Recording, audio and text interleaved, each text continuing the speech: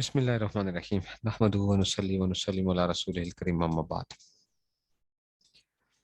خطبے جمعے سے پہلے جو حضرت کا بیان ہوا تھا یہاں تک ہوا تھا، اس کے بعد پھر خطبہ ارشاد فرمایا۔ اس کے بعد پھر حضرت نے فرمایا کہ دیکھو، میں اس بات کو بیان کر رہا تھا کہ نیکیوں کی قدر ہم کو وہاں جا کر ہوگی، اس لیے کہ یہ آخرت ہی کا سکہ ہے، وہیں اس کا کارآمد ہونا معلوم ہوگا۔ یہاں تک تو نیکیوں یہاں تو نیکیوں پر کوئی رقم نہیں ملتی، اس لیے لوگوں کو اس کی قدر نہیں، مگر مرنے کے بعد سب کو قدر معلوم ہو جائے گی۔ اور میں نے احادیث سے اس بات کو ثابت کر دیا تھا کہ وہاں ذرا ذرا سی نیکی بھی کارآمد ہے جس کی آج ہم کو قدر نہیں ہوتی۔ اس سے ثابت ہوا کہ قرآن کا بے سمجھے ہوئے پڑھنا بھی بیکار نہیں، کیونکہ اس کے ہر حرف پر 10 نیکیاں ملتی ہیں، تو ایسی چیز بیکار کیوں کر ہو سکتی ہے؟ مگر اس کا یہ مطلب نہیں کہ صرف تلاوت کر لینا کافی ہے، فہم معنی کی ضرورت نہیں، ورنہ شاید کوئی حافظ صاحب خوش ہو جاتے کہ بس ہم مولویوں سے بڑھ گئے۔ سو یہ خیال صحیح نہیں، کیونکہ اگرچہ الفاظ قرآن پر اس کا ثواب ملتا ہے، مگر ظاہر ہے کہ مقصود صرف یہی ثواب الفاظ کا تو نہیں، بڑا مقصود وہی ہے کہ معنی سمجھ کر اس کے موافق عمل کرنا۔ اس تقریر سے معلوم ہو گیا کہ صرف ترجمہ بھی کافی نہیں جب تک کہ اس میں تدبر نہ ہو، کیونکہ سمجھنا یہی ہے کہ جس پر اصل مقصود یعنی عمل موقوف ہے۔ اس طرح ان آیتوں کا مضمون بھی اگرچہ کان میں پڑا ہوا ہے، مگر جب تک کہ تدبر نہ ہو وہ سننا مفید نہیں۔ ترجمہ تو کفار بھی سمجھ جاتے تھے اور ہم سے زیادہ سمجھتے تھے، مگر ان کو کچھ نفع ہوا؟ کچھ بھی نہیں، کیونکہ اس میں تدبر نہیں کیا تھا، غور نہیں کرتے تھے نا، جس پر عمل مرتب ہوتا۔ سرسری طور پر سنا گیا تو اس لیے اس مضمون کو اہتمام سے دوبارہ اس لیے بیان کیا جاتا ہے کہ اس میں تدبر کیا جائے اور اس کے موافق عمل کرنے کی کوشش کی جائے۔ فرما رہے ہیں کہ دیکھو، یہ جو باتیں ہیں وہ غور سے سنو، جو ہے ثمرہ نیت۔ ان آیتوں میں جن کو میں نے تلاوت کیا تھا ایک بہت بڑی چیز کا ذکر ہے، اگرچہ وہ بظاہر چھوٹی معلوم ہو، یعنی اس میں دنیا اور آخرت کے ساتھ ارادے کو متعلق کرنے کا ثمرہ بتلایا گیا۔ اس کا فائدہ کیا ہوگا کہ دنیا کا ارادہ کیا جائے تو اس کا کیا ثمرہ ہے، اور آخرت کا ارادہ کیا جائے تو اس کا کیا نفع ہے۔ ہر ایک کو الگ الگ حق تعالیٰ نے بیان فرمایا۔ غرض ان آیتوں میں ارادے کا ذکر ہے۔ اس امر کی تعیین کے بعد آپ کو معلوم ہو گیا ہوگا کہ واقعی یہ ایسی چیز ہے جس کو ہم بہت ہی معمولی اور سرسری سمجھتے ہیں، مگر یہ سرسری چیز ایسے جیسے گھڑی کی بال کمانی کے دیکھنے میں تو ذرا سی چیز ہے، مگر گھڑی کے چلنے کا دار و مدار اسی پر ہے۔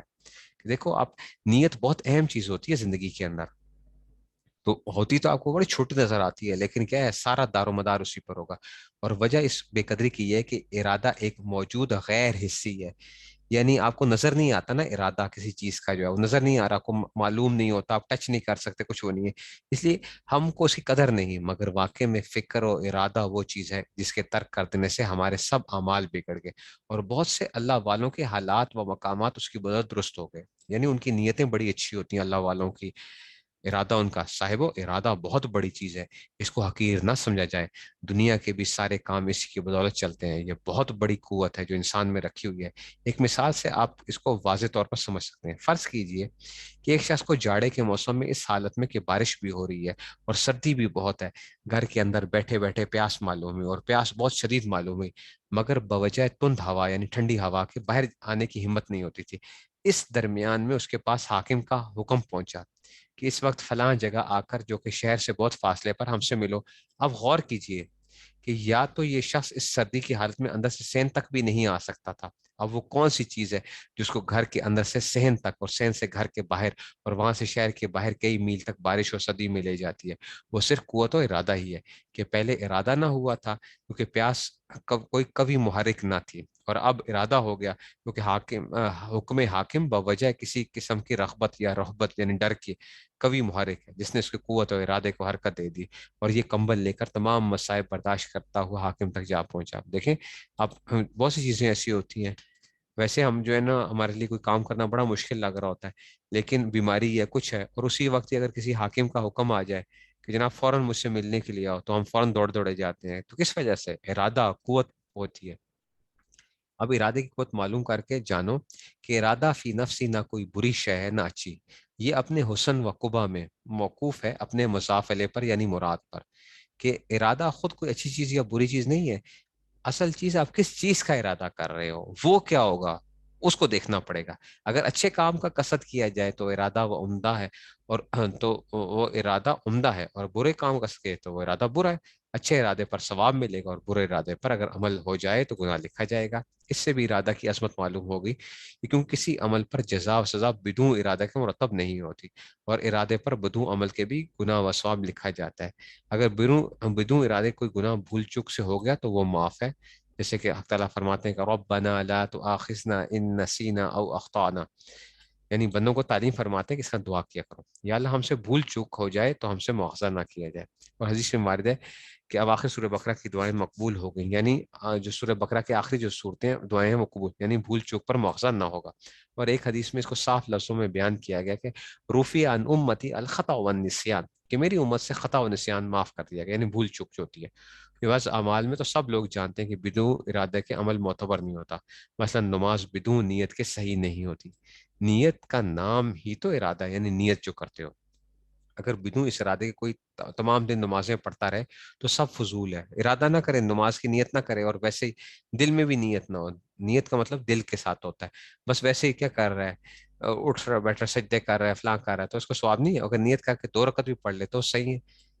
ارادہ ہی کی وجہ سے قتل خطا و عمد میں شریعت نے فرق کیا کہ جان بوجھ کے جو قتل کرتے ہو یا غلطی سے قتل ہو جاتا ہے تو دونوں میں فرق ہے۔ اگر قصدن کسی کو قتل کیا تو اس میں گناہ بہت زیادہ ہے، یہاں تک کہ بعض صحابہ رضی اللہ تعالیٰ عنہ کا خیال تھا کہ قتل عمد کے لیے کہ توبہ بھی نہیں، یعنی جو جان بوجھ کے کسی کو قتل کرے گا اس کی توبہ بھی قبول نہیں ہوگی، اگرچہ جمہور نے اس کو رد کیا ہے۔ اور صورت میں قاتل پر قصاص بھی آیا ہے کہ مقتول کے عوض کو قتل کر دیا جائے۔ اور اگر خطا بھول چوک سے قتل ہو گیا اور قتل کا ارادہ مثلا تیر شکار پر چلایا تھا، کسی آدمی کے لگ گیا اور وہ مر گیا، تو اس وقت میں گناہ بھی نہیں ہوتا، نہ قصاص آتا ہے، صرف دیت آتی ہے، یعنی اس کا ایک خون بہا دینا پڑے گا، دیت آئے گی اس میں سے، کہ وہ تو شکار کو مار رہا تھا، جا کے غلطی کسی اور کو لگی ہے۔ نیز اگر کسی معصیت کا پختہ عزم ہو جائے تو گناہ فوراً لکھا جاتا ہے۔ مثال کے طور پہ ایک آدمی نے پکا ارادہ کر لیا اور وہ چل پڑا ہے گناہ کرنے کے لیے، اور قدرت کی وجہ سے ایسا ہوا کہ وہ گناہ نہ کر سکا، تو گناہ اس کا یہ اس ارادے کا گناہ اس کو لکھا گیا ہے، اگرچہ اس گناہ کا نہیں، لیکن اس ارادہ کرنے کے سے گناہ ہو گیا۔ تو اگر بدون ارادہ غلطی اور خطا سے گناہ ہو گیا تو کچھ بھی گناہ نہیں، ٹھیک ہے نا، وہ معاف ہے۔ اور اس میں راز یہ ہے کہ ارادہ سبب غالب ہے اس عمل کے ہو جانے کا، اور ایسے سبب کے لیے حکم مسبب کا ہوا کرتا ہے، یعنی سبب جب آ گیا تو مسبب جس چیز کے لیے ہے تو وہ بھی، مثال کے طور پہ مثلا سنکھیا سبب غالب ہلاکت کا، تو اگر کوئی شخص بے قاعدہ بلا مشورہ طبیب کی خودکشی کی نیت سے سنکھیا تولا بھر کھا لے تو چاہے بعد میں دست و کہہ کر اس کی جان بچ بھی جائے، تب بھی اس کو گناہ خودکشی کا ہو گیا، کیونکہ اس نے تو کوئی کسر جان ہلاک کرنے کی نہ رکھی تھی، ٹھیک ہے نا۔ یہ اتفاقی بات تھی کہ وہ اس کے بعد بھی بچ گیا، ٹھیک ہے نا۔ دیکھو ایک آدمی نے خودکشی کا ارادہ کر لیا، گولیاں بھی کھا لی، لیکن بعد میں کیا ہوا، ڈاکٹروں نے اس کا اسٹمک واش کر دیا، تو اس کو خودکشی کا گناہ ضرور ہوا ہے، گناہ ضرور ہوا ہے کہ بھائی تو نے تو کیا کر لیا تھا، پکا ارادہ کر لیا تھا۔ اس طرح جب کسی شخص نے پختہ ارادہ کر لیا کسی گناہ کا تو گویا اس نے اس کے کرنے میں کوئی کسر نہیں رکھی، کیونکہ عادت اللہ یوں ہی جاری کہ پختہ ارادہ کے بعد عمل ہو ہی جایا کرتا ہے، یوں کبھی اتفاقاً نہ ہو تو یہ نادر ہے، والنادر کالمعدوم، اس لیے یہ شخص ارادہ پختہ کرنے سے ایسے سبب کا مرتبہ ہو گیا جو اکثر مفضی الی المسبب، یعنی جو اکثر گناہ تک لے جاتا ہے، یعنی سبب تھا جو مسبب تک لے جاتا ہے، اس لیے گناہ کا مستحق ہو گیا۔